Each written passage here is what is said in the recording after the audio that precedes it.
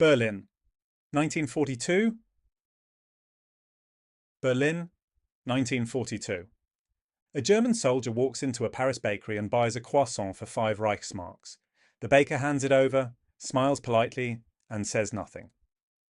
What he cannot say, what would get him arrested, is that this soldier just stole that croissant, not with a gun, with an exchange rate.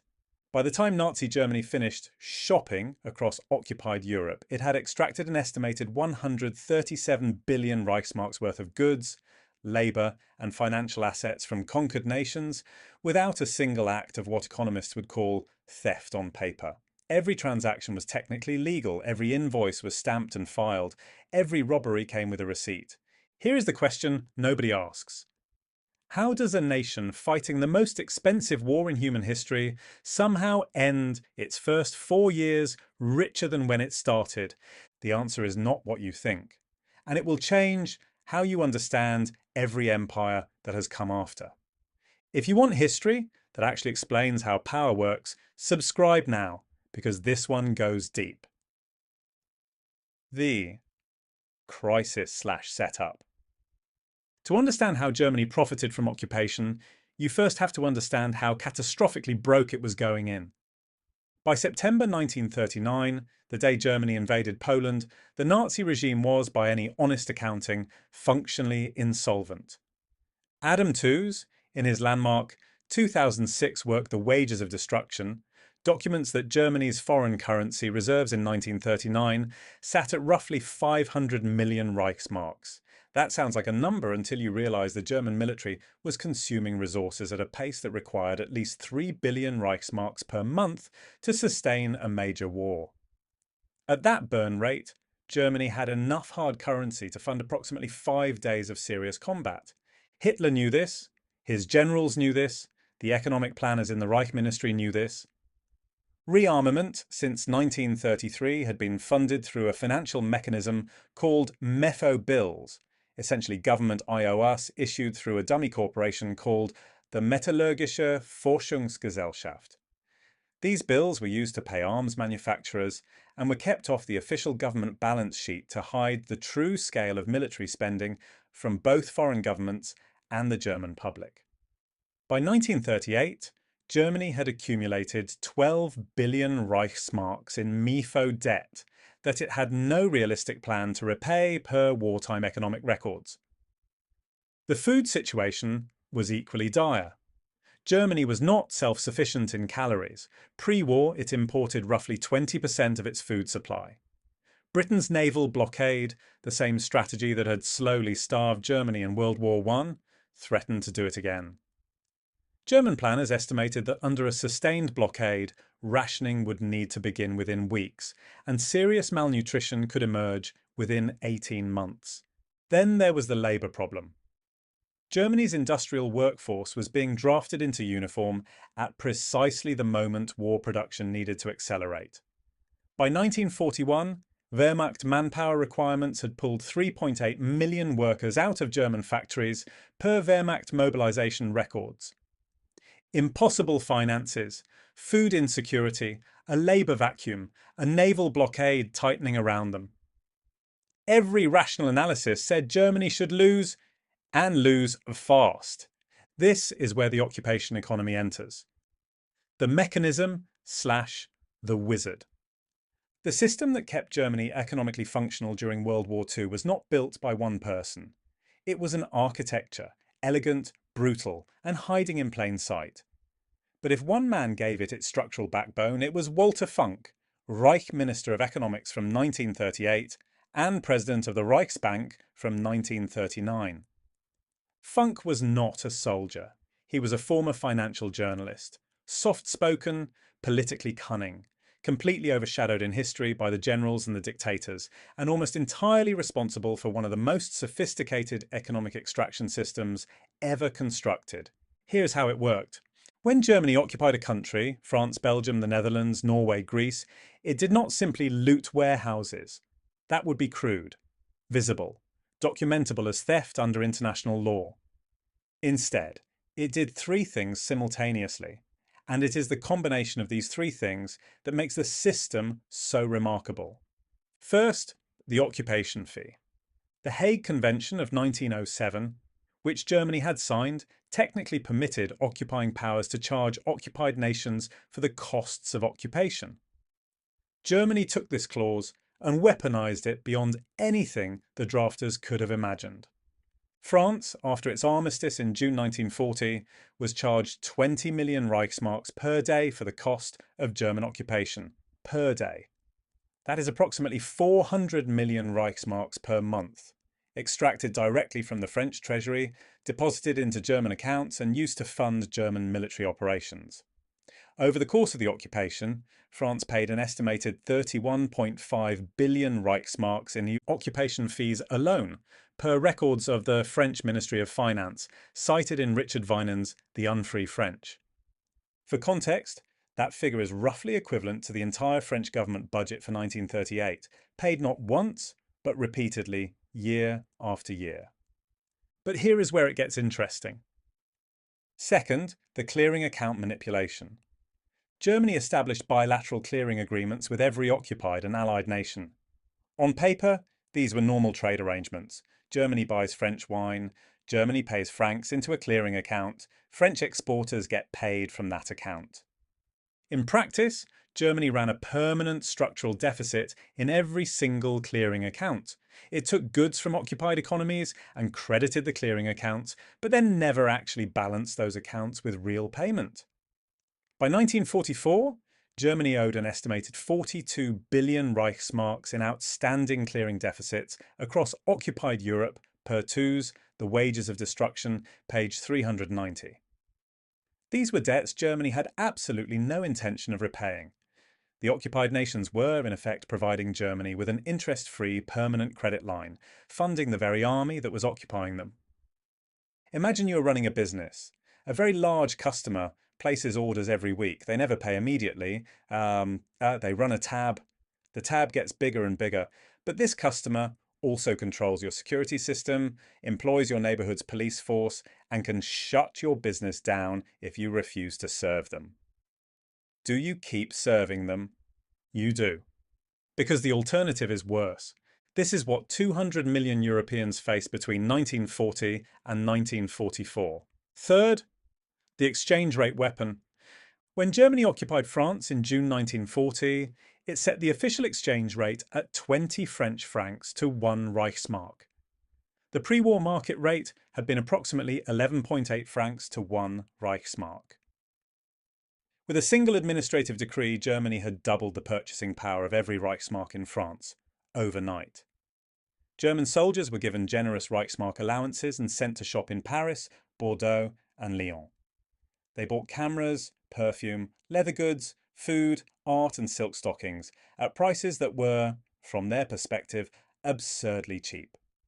From the French perspective, they were being paid in a currency that had been artificially inflated to twice its real value. The transfer of real wealth from French producers to German consumers was massive, systematic, and entirely invisible in official statistics. The scheme in action. Let us watch this system operate in real time across specific occupied nations, because the scale and variation of the extraction is what makes it so astonishing. France, the crown jewel of the occupation economy. June 1940. France falls in 46 days. Germany inherits the second largest colonial empire in the world, the second largest gold reserves in Europe, and the most productive agricultural economy on the continent. The extraction begins immediately. By October 1940, the German military administration in Paris has requisitioned 80% of France's iron ore production, 74% of its steel, and 60% of its cement, per German military administration records cited in Alan Milward's The New Order and the French Economy. These are not seized, they are purchased at prices set by Germany, paid through the clearing system that Germany never intends to balance. French locomotive factories are retooled to produce railway engines for the Wehrmacht. Renault is converting its automobile lines to produce German military trucks by early 1941. Schneider, one of France's largest arms manufacturers, is filling German artillery contracts. French workers are, in the most literal sense, manufacturing the weapons being used to occupy them. By 1943, French industry is contributing an estimated 15% of total German war production, per Milward, War, Economy and Society, 1939 to 1945. Greece, extraction pushed to famine, April 1941. Germany, Italy and Bulgaria jointly occupy Greece. The extraction here is not sophisticated, it is raw. German and Italian occupation forces requisition Greek food stocks so aggressively that Athens experiences one of the worst famines in modern European history. Between the winter of 1941 and 1942, an estimated 100,000 Greeks die of starvation in Athens alone, with some estimates reaching 300,000 nationwide per Mark Mazower inside Hitler's Greece. The food is not coming back. It is in German military warehouses and Italian supply lines. Greece is also forced to provide a war loan to Germany, a loan that Greece has never been repaid and which the Greek government formally valued at €278 billion in a 2016 parliamentary report. Germany disputes the figure. The underlying debt, however, is not in dispute by historians. The Netherlands and Belgium, industrial. The Netherlands and Belgium, industrial efficiency. Unlike Greece, the Netherlands and Belgium are treated more carefully because their industrial and agricultural productivity is too valuable to destroy through starvation. The Dutch economy is integrated into the German war machine with bureaucratic precision. The Dutch central bank is effectively subordinated to the Reichsbank. Dutch workers are drafted into labour programmes inside Germany itself. By 1943, an estimated 500,000 Dutch citizens are working in German factories or German-controlled industries, per Werner van Brun, the Dutch under German occupation. The Belgian clearing deficit alone reaches an estimated 7.6 billion Reichsmarks by the end of the occupation. Money Belgium provided to Germany and was never repaid. And all of this is happening while Germany's domestic population is being insulated from the worst effects of the war. By 1943, German civilian food rations, while reduced from pre-war levels, are still significantly higher than those in occupied France, occupied Poland, or occupied Greece. The calories taken from occupied populations are, with mathematical precision, supplementing German civilian diets. Hitler was obsessed with preventing the home front collapse that had destroyed German morale in 1918. The occupation economy was his solution. The dark side, it gets worse. Everything described so far is the version that appears in economic history journals. The mechanism, the clearing accounts, the exchange rates, the occupation fees, clinical, almost abstract. What the numbers do not fully capture is the human architecture underneath. Reveal 1. Forced labour as an economic pillar. By 1944, forced and coerced foreign labour represents approximately 26% of the entire German industrial workforce, per Ulrich Herbert, Hitler's foreign workers. There are 7.7 million foreign workers inside Germany's borders, a number that does not include the additional millions working in German-controlled industries in their own occupied countries. These workers are not volunteers. They are conscripted through a system run by Fritz Sauckel, Hitler's plenipotentiary general for labour deployment, who organised mass deportations of workers from France, Poland, the Soviet Union and the Balkans. The conditions range from controlled exploitation to systematic murder, depending on the racial categorisation Nazi ideology assigned to the worker. Soviet and Polish workers received the least food, the worst conditions and the shortest life expectancy. Western European workers are treated marginally better because German planners understand that working a French machinist to death destroys a productive asset they need. The economic value of this forced labour system, calculated by post-war economists, represents one of the largest transfers of human productive output in recorded history. Reveal 2. The Art and Asset Stripping Programme. The looting of cultural assets is typically presented as an ideological obsession. Hitler, the failed artist, wanting European masterpieces. This is partially true and almost entirely misleading about the economic dimension. The ERR, Einsatzstab Reichsleiter Rosenberg, was the official agency tasked with confiscating art, furniture, books, and cultural property across occupied Europe.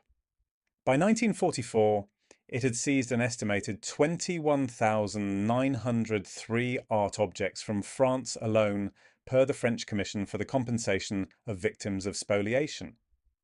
But the ERR was operating alongside a separate, larger system of asset stripping that targeted Jewish-owned businesses, bank accounts, real estate, and financial securities across every occupied territory. The process, called Aryanization, the forced transfer of Jewish-owned economic assets to non-Jewish German or collaborating owners, had begun in Germany in 1933 and was now exported across Europe at scale. In France alone, an estimated 50,000 Jewish-owned businesses were seized or liquidated under occupation. In the Netherlands, Jewish securities holdings worth an estimated 1 billion guilders were confiscated and funneled through German-controlled financial institutions, per Gerard Adler's Robbery of the Jews. This was not ideology with economic side effects. This was an economic program with ideological justification. Reveal 3. The German public knew and benefited and said nothing. Here is the reveal that contemporary Germans find most uncomfortable and that most popular histories still underplay. The wealth extracted from occupied Europe did not disappear into abstract military accounts. It flowed in measurable quantities into the daily lives of ordinary German citizens. German soldiers on occupation duty were permitted to mail packages home, and they did in enormous quantities. The German Postal Service records, analysed by historian WWII in his 2005 book Hitler's Beneficiaries, show that German soldiers mailed home an estimated 3 billion packages of consumer goods between 1940 and 1944. Chocolates from Belgium, coffee from France, tobacco from the Netherlands, silk from Lyon, butter that French children were not eating because German quartermaster requisitions had taken it first. Ali's central and fiercely debated thesis is that Hitler maintained domestic political support not through terror alone, but through bribery, transferring the costs of war onto occupied populations and conquered Jews, while shielding the German working and middle class from economic pain. Between 1939 and 1944, German civilian living standards declined, but far less than any comparable wartime economy. British civilians accepted far sharper rationing. American workers accepted far steeper tax burdens. The German public, Ali argues, was bought, paid for with someone else's groceries. The collapse/verdict. By 1944, the system is beginning to consume itself. The occupied economies are being extracted past the point of sustainable productivity. Greek agricultural output has collapsed. French industrial productivity is being sabotaged deliberately by workers who have nothing left to lose. The clearing account deficits are so enormous that German financial planners are no longer even pretending they represent real debts. The Reichsmark, meanwhile, is inflating, slowly at first, then faster, because the money supply has been expanded to cover occupation costs without any corresponding increase in real goods. The war loan from the Bank of France, the forced clearing from Belgium, the asset seizures in the Netherlands, none of this is generating new wealth. It is consuming existing wealth. And existing wealth at 137 billion Reichsmarks runs out. The Allied landings in June 1944 do not merely represent military defeat. They represent the physical severance of Germany's extraction network. When France is liberated, Germany loses its single largest economic tributary. The financial architecture that had sustained 4 years of warfare begins to collapse within months. By early 1945, German industrial production is falling not primarily because of Allied bombing, which post-war studies showed was less decisive than originally claimed, but because the supply chains of an empire built on extraction have no more to extract. The verdict. Here is the counterintuitive truth that this entire story forces us to confront. Nazi Germany was not a war machine that had a financial system. It was a financial extraction system that had a war machine to enforce it. The conquest of Europe was, in economic terms, a giant liquidity operation designed to buy time for a regime that was bankrupt before the first shot was fired. First, the occupation fee system converted military occupation into a permanent revenue stream, legal enough to avoid international censure, massive enough to fund a global war. Second, the clearing account mechanism created the largest interest-free debt in European history, extracted from the nations Germany claimed to be protecting from Soviet communism. Third, forced labour, asset stripping and rigged exchange rates operated simultaneously, reinforcing each other in a system of extraction so comprehensive that it touched every occupied household in Europe. The tragedy, and the historical lesson, is that it worked. For 4 years it worked. The system delayed Germany's financial collapse long enough for the war to kill 70 to 85 million people. And the question that history has never fully answered, the one I want you to sit with and debate in the comments below, is this. If the Allied landings had been delayed by even 12 months, would Germany's extraction economy have found a new equilibrium? Or was it already collapsing from within, regardless of military outcomes? Tell me what you think.